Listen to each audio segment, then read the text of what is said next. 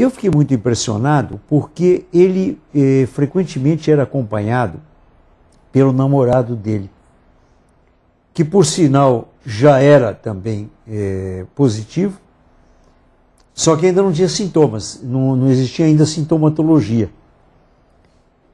E o namorado dele era um rapaz forte, bonito, inteligente, sabe?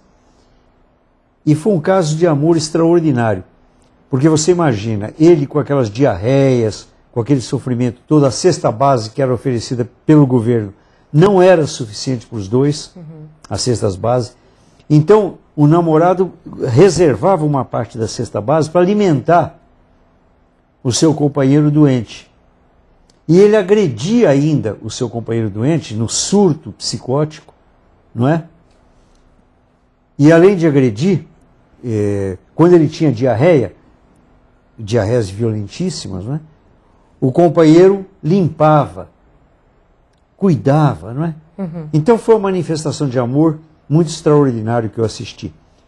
E ele, antes de morrer, umas 2, 3 sessões, eram já segunda ou terceira semana antes dele morrer, ele me pediu que contasse a história dele. Eu peguei e escrevi um texto, e aliás mandei para um dos órgãos da nossa mídia que costumava publicar textos meus, posteriormente publicou ainda alguns textos, mas esse não publicou. Esse não publicou, eu achei curioso.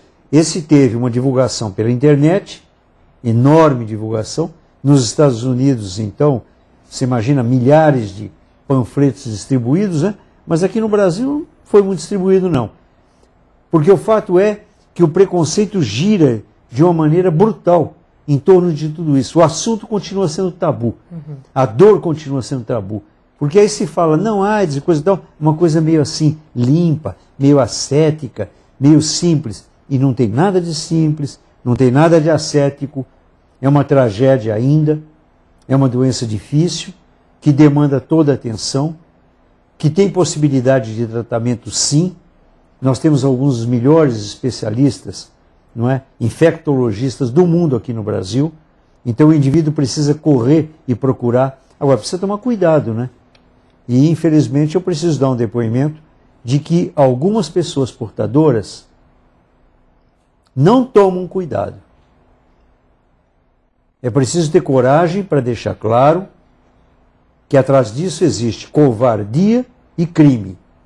O indivíduo que é portador e mantém relações sexuais sem informar para o companheiro ou para a companheira que é portador. Então ele está transmitindo sem preservativo. E isso, aliás, é previsto pelo Código Penal como crime. Por que isso acontece? O senhor diz que acontece de forma frequente. Por uma própria raiva, por ódio daquela situação? O paciente se revolta a ponto de ferir uma outra pessoa? Algumas vezes eu ouvi exatamente isso. Fizeram comigo, eu vou devolver para o mundo. Eu tive o caso, inclusive, de uma moça, aliás, uma moça também muito bonita, uma moça sedutora, e essa moça, de classe média, moça em condições, ficava na esquina, de propósito, seduzindo os homens, e é claro que ela tinha muita facilidade, não era uma prostituta, mas ela fazia questão de transmitir. Quer dizer, isso acaba fazendo mal até para o próprio paciente se entrar em contato com outro paciente portador do vírus, né? Também. Sem dúvida nenhuma, né? Exatamente. O senhor disse que trabalhou com esse jovem já em estado terminal, o senhor deve atender pessoas que também são portadores e vivem de forma absolutamente normal. Como é que funciona o trabalho do psicólogo perante esses pacientes? Eu acho que o primeiro trabalho que tem que ser colocado é exatamente divorciar a ideia genérica de doença com a ideia de punição. Essa ideia tem que ser expurgada da cultura brasileira. O indivíduo doente, ele é vítima de uma contingência orgânica física dele, ele não é responsável. Existe muito essa ideia, não só em relação à AIDS, eu faço questão de ampliar. Por exemplo, o indivíduo com câncer, virar e falar, não, mas é que ele ficou com câncer porque ele fumava muito, e assim por diante. Quer dizer, sempre uma maneira e uma tentativa de culpabilizar o indivíduo. Isso precisa terminar. E no caso da AIDS, esse é o primeiro movimento. Ele está com AIDS, ele está doente, ele é vítima de uma circunstância, de uma realidade, ele precisa ser tratado, e tem pessoas que se saem muito bem. Eu tenho pacientes que estão com AIDS há 10 anos, vivendo uma vida perfeitamente normal, tá se encaminhando no sentido, desde que um tratamento correto, para uma doença crônica. Sem dúvida, como uma diabetes, como uma diabetes e assim por diante. Tomar remédio. Exatamente. Então, o indivíduo, antes e acima de tudo, precisa ter a hombridade, a coragem de procurar socorro e se cuidar, não é? Esse é o primeiro movimento. O segundo movimento é entender as suas limitações. Por exemplo, um momento dramático para o indivíduo é quando ele tem que informar para o seu namorado ou para a sua namorada, ou sendo mulher para o seu namorado, e assim por diante, que ele é portador. Esse é um momento sempre muito dramático. O indivíduo vira e diz: o senhor acha melhor eu primeiro me envolver, fazer com que o outro se envolva comigo, e aí eu informo, porque ele vai ter mais condições de me aceitar, ou eu informo da primeira vez? Essas são situações éticas muito complexas. E é claro que o ideal é o indivíduo ser transparente. O ideal é ele informar. Isso não significa fazer um cartão de visita Zé da Silva aidético. Mas há necessidade do indivíduo ter essa honestidade, enfim, essa lealdade, né? Outro dia nós entrevistamos 2 pessoas aqui, portadores do vírus da AIDS, uma garota de 23 anos, por transmissão vertical, e um jovem que é portador há 20 anos do vírus, enfim, é um homossexual por transmissão sexual. E eles vivem muito bem, né? E dizem das suas experiências, da luta também que eles têm em ONGs, para preservar mais a humanidade em relação a essa doença. O que deve ser retomado na vida de um paciente para que ele tenha força de viver normalmente, como todas as outras pessoas?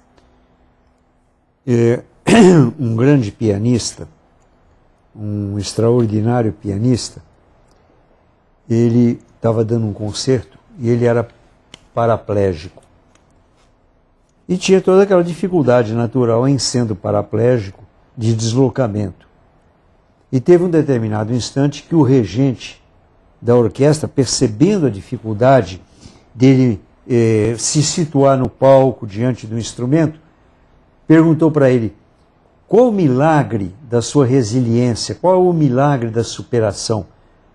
E ele respondeu: desde muito cedo eu aprendi a viver com o que resta. No fundo, todo ser humano tem deficiência. Cada um de nós tem alguma dificuldade para a arte de sobreviver. É disso que nós temos que ter consciência. Cada dia, cada momento é uma chance e uma oportunidade para nós gozarmos dessa realidade singular, inigualável, que é a vida. Então o indivíduo não pode se considerar excluído da vida porque tem AIDS ou porque tem câncer ou qualquer outra doença. Ele tem que compreender que é aqui e agora que ele precisa viver intensamente e de forma exuberante. Senão nós temos que nos acovardar, ficar dentro de casa, debaixo da coberta, deitado na cama. Só que aí nessa hipótese vem o infarto e te mata. Pessoas que têm um apoio familiar conseguem superar isso de forma mais adequada? Ah, sem dúvida, não é? É muito necessário que exista um cerco familiar, exista uma sustentação das pessoas que te amam e que compreendam você e que se compreendam também, insistindo que de alguma maneira todos nós estamos condenados a morrer, mas todos nós estamos condenados a viver. Hoje nós conversamos com o psicólogo Jacob Pinheiro Goldberg. Muito obrigada pela presença mais uma vez. Uma boa tarde para o senhor. Para você também.